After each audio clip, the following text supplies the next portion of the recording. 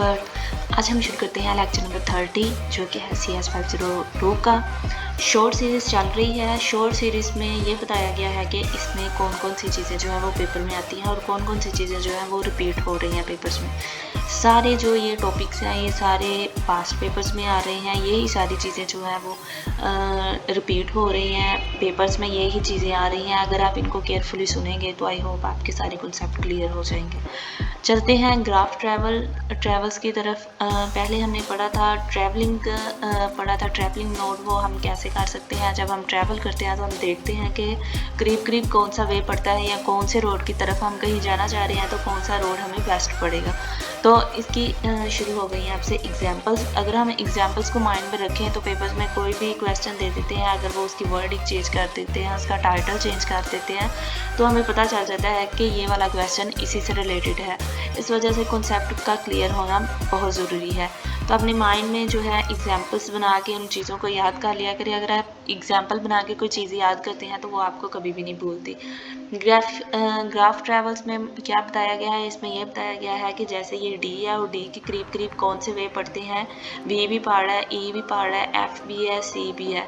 तो हम देखेंगे आगे एग्जाम्पल में कि ये चीज़ें कैसे हो रही। अगर ये देखें ए है, ए जो है वो जा रहा है बी के पास भी जा रहा है और सी के पास भी जा रहा है और सी से होकर फिर बी के पास भी जा रहा है। तो हम यहाँ से देखेंगे कि कौन सा वे है जो इजीली हम यूज़ कर सकते हैं।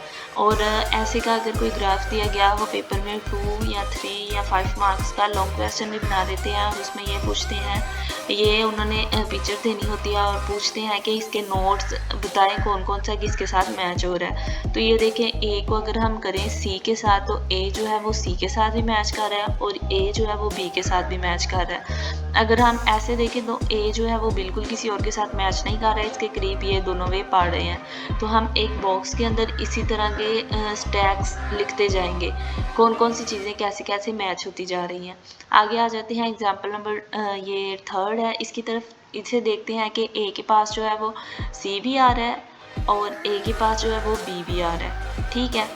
और ए के पास सी के साथ फिर क्या मैच हो रहा है, सी के पास डी भी मैच हो रहा है और एफ भी मैच हो रहा है, ऐसे है। और सी के साथ बी भी मैच हो रहा है।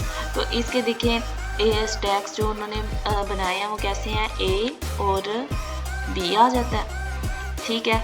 आगे आ जाता है सी और बी आ रहा है, सी जो है बी के साथ भी मैच कर रहा है, सी जो है वो डी के साथ भी मैच कर रहा है, सी जो है वो ए के साथ भी मैच कर रहा है और जो सी है वो एफ के साथ भी मैच कर रहा है। ये चीज़ें हैं कि इसके पास पास करीब करीब कौन सी चीज़ें पड़ती हैं और कौन कौन सी एक दूसरे के साथ मैच हो रही हैं।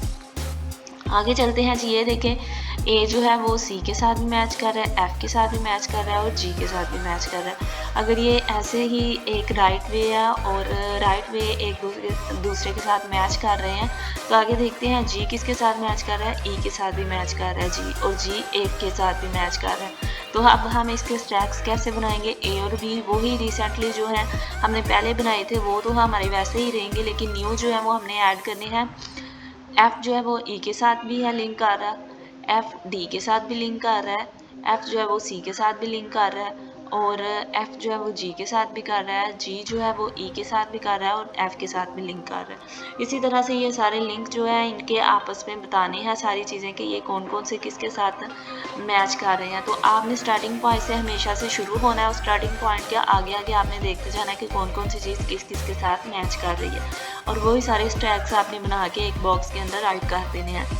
इसमें ज़्यादा मेहनत करने की कोई ज़रूरत तो नहीं, लेकिन बस ये चीज़ें अगर हमारे माइंड में बैठ जाती हैं तो ये हमारे बहुत अच्छे तरीके से वर्कआउट हम कर सकते हैं इसके ज़रिए से। अगर कोई इस तरह का पेपर आता भी पेपर में क्वेश्चन आता है तो फिर हमें केयरफुली याद रहता है कि हमने किस तरह से चीज़ें करनी है।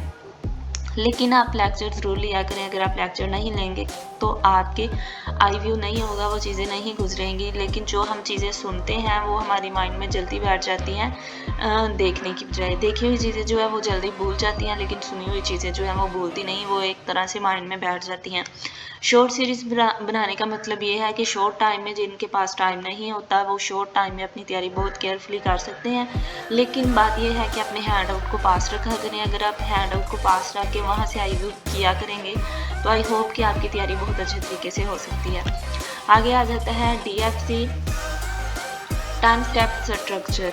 इसमें क्या होता है, इसमें ये होता है कि as we travel the graph in DFC order will associated two number with each vertex.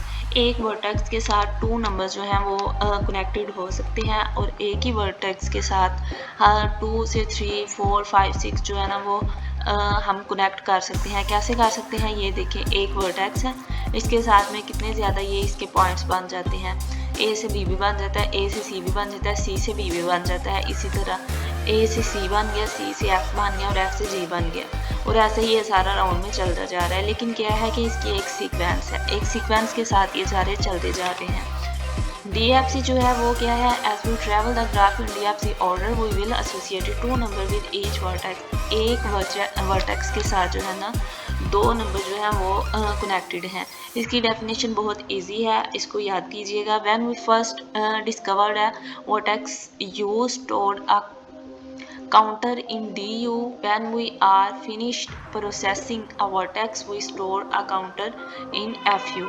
कहते हैं कि जो है मैं वर्टेक्स में राउंड कर रही हूँ और मैं उसमें कहाँ पे ख़त्म कर रही हूँ वो चीज़ें बताई गई, और स्टार्ट कहाँ से ले रही हूँ वो चीज़ें बताई गई हैं। ये जो है रिकर्सिवली विजन है।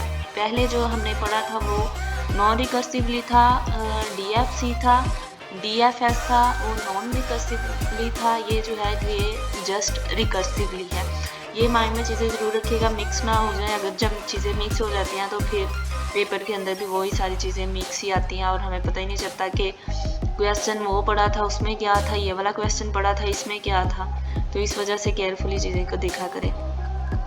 जिनको मेरा लेक्चर अच्छा लगे वो लाइक करना और सब्सक्राइब करना ना भूलिएगा, और अपने फ्रेंड्स में भी इसको शेयर कीजिएगा। अपना बहुत सा ख्याल रखिएगा। Thanks for watching.